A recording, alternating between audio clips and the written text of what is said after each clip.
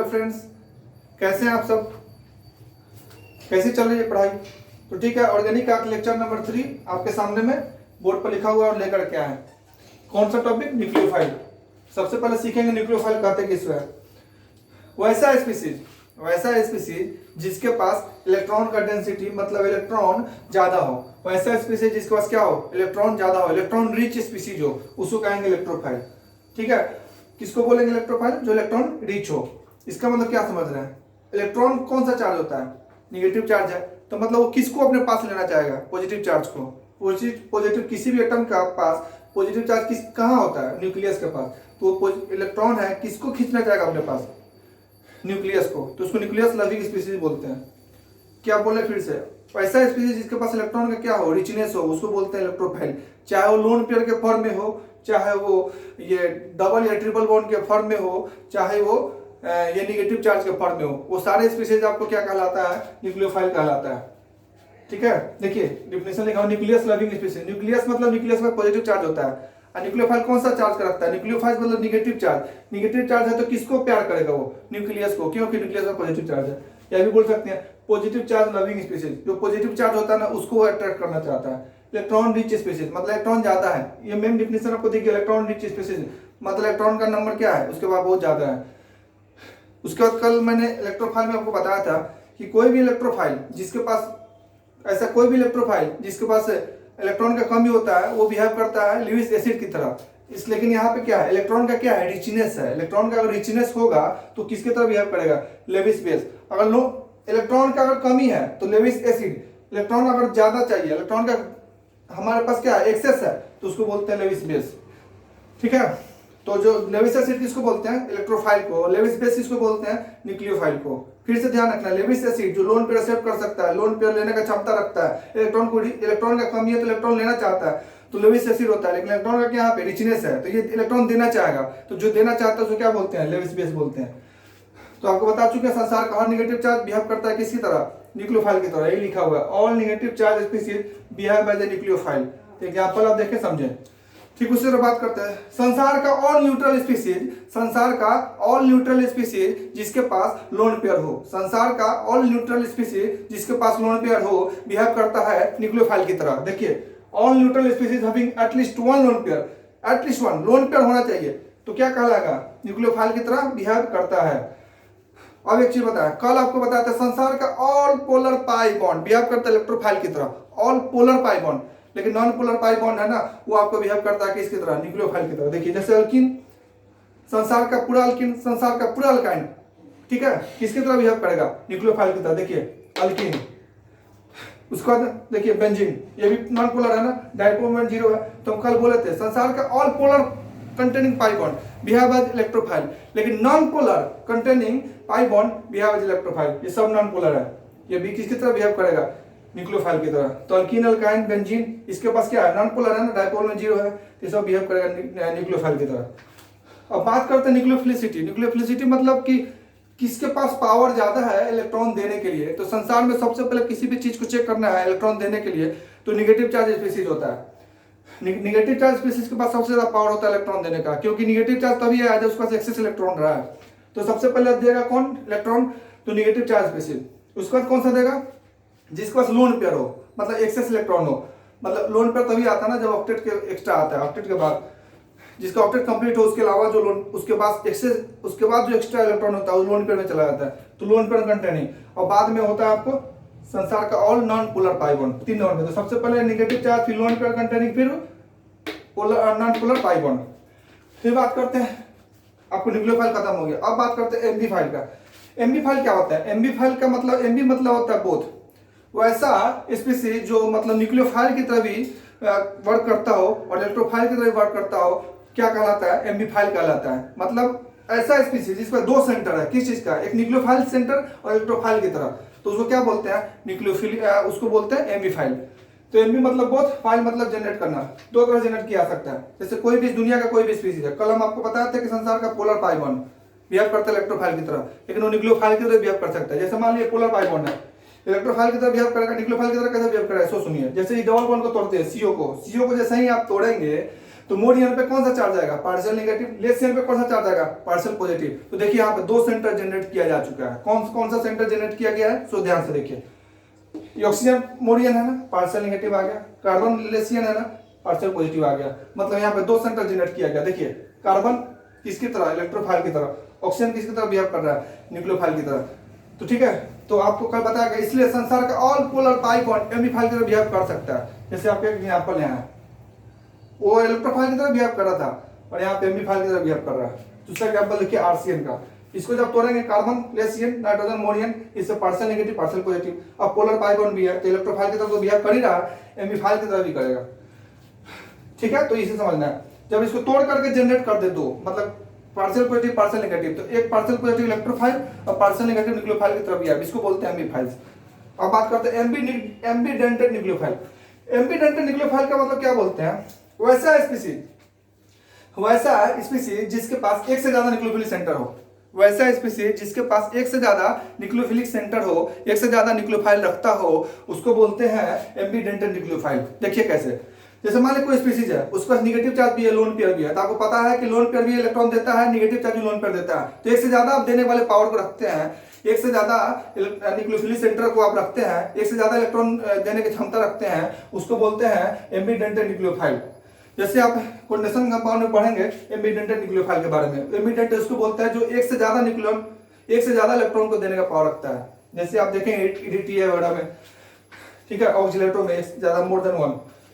फिर बात करते हैं कैसे समझे, जैसे एग्जांपल CN दिया हुआ है, CN दिया हुआ है, जब उसको तोड़ते हैं ना, तो जैसे मान HCN है चाहे CN है, CN माइनस को कैसे लिखते हैं, ये है, तो N के पास लोन पेयर भी दे सकता है, और कार्बन पर नेगेटिव चार्ज है भी दे सकता है।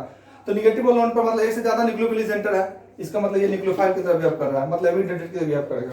जैसे मान हाइड्रोजन है NH2 एक लोन पेयर है, एक से ज्यादा लोन देने वाला पावर रखता है, लोन पेयर कंटेनिंग दो लोन पेयर कंटेनिंग कंपाउंड है, तो मतलब ये नाइट्रोजन भी दे सकता है और ये नाइट्रोजन भी लोन पेयर दे सकता है, मतलब एक से ज्यादा देने वाला न्यूक्लियोफिलिक सेंटर है। न्यूक्लियोफिलिक सेंटर या तो नेगेटिव चार्ज के फॉर्म में हो सकता है या लोन पेयर के फॉर्म में हो सकता है, या तो दोनों नेगेटिव हो सकता है या तो दोनों लोन पेयर हो सकता है, या तो एक लोन पेयर एक नेगेटिव, कुछ भी हो सकता है। मतलब एक से ज्यादा जनरेट करके, एक से ज्यादा स्पीसीज, वैसा स्पीसीज जो एक से ज्यादा न्यूक्लियोफिलिक सेंटर रखता हो, इसको ध्यान रखना, उसको क्या बोलेंगे, एम्बीडेंट न्यूक्लियोफाइल कहते हैं। जैसे आप देखिए NH2OH में नाइट्रोजन क्या करेगा, इसके पास एक लोन पेयर है, तो क्या करेगा, ये अपना इलेक्ट्रॉन डोनेट करेगा, OH के पास अपना एक लोन पेयर है, ये अपना देगा।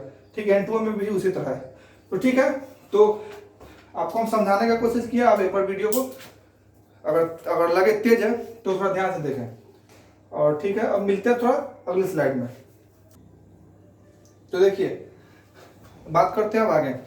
पहले एक छोटा सा बात सीखते हैं कि इलेक्ट्रोफाइल था तो क्या बोले थे, और न्यूक्लियोफाइल था तो क्या बोले थे।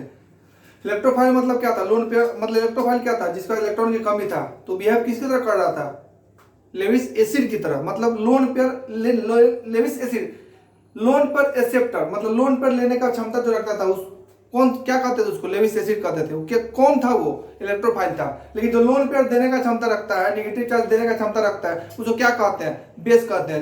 लेविस के अनुसार इसको लेविस बेस कहते हैं। तो सबसे पहले समझेंगे बेस किसे कहेंगे और न्यूक्लियोफाइल किसे कहेंगे। बेस किसे कहेंगे, न्यूक्लियोफाइल किसे कहेंगे। मार्केट में जनरली बोला जाता है दोनों की टर्म में, लेकिन दोनों डिफरेंट थिंग, दोनों अलग अलग चीज है। देखिए, और कोई भी न्यूक्लियोफाइल अगर अपना इलेक्ट्रॉन, कोई भी न्यूक्लियोफाइल अगर अपना इलेक्ट्रॉन एजेंट प्रोटॉन H+ को देता हो, प्रोटॉन को देता हो, तो उसको बेस कहते हैं। क्या, कोई भी न्यूक्लियोफाइल अगर अपना इलेक्ट्रॉन H+ को दे, प्रोटॉन को दे, तो उसको बेस कहेंगे। ठीक है, अगर कोई भी न्यूक्लियोफाइल अपना इलेक्ट्रॉन अगर अदर देन H+ के अलावा किसी और को दे, तो उसको बोलेंगे क्या, न्यूक्लियोफाइल।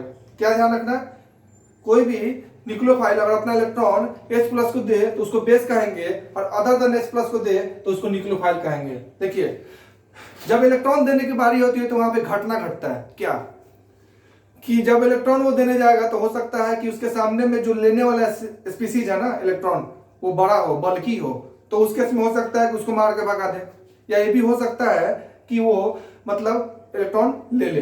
तो जनरली क्या करते हैं, जब भी बेस के केस में होता है ना, तो इलेक्ट्रॉन जब देने जाता है ना न्यूक्लियोफाइल, तो आसानी से जिसको इलेक्ट्रॉन चाहिए वो ले लेता है, जिसको इलेक्ट्रॉन चाहिए वो आसानी से ले लेता है। तो न्यूक्लियोफाइल यहाँ पे न्यूक्लियोफाइल है, ये क्या करेगा, यहाँ से आसानी से अपना इलेक्ट्रॉन किसको देगा, इसको देगा। इसको में किसको देगा, क्या है एसिड है, सल्फ्यूरिक एसिड है, इसमें H प्लस को देगा, H प्लस को देगा, और H प्लस को देकर क्या बनेगा, यहाँ पे H प्लस को दे देगा तो क्या बनेगा, ये अल्कोहल बना। कैसे बना, देखिए ये अपना न्यूक्लियोफाइल था, ये न्यूक्लियोफाइल था, ये किसको इलेक्ट्रॉन दे रहा है, H प्लस को, आसानी से दे सकता है, ये बड़ा भी था, सल्फ्यूरिक एसिड बहुत बड़ा स्पीसीज है, इसको फिर भी इसका H प्लस को अपना इलेक्ट्रॉन दे दिया है और दे करके ये बना है, ठीक है।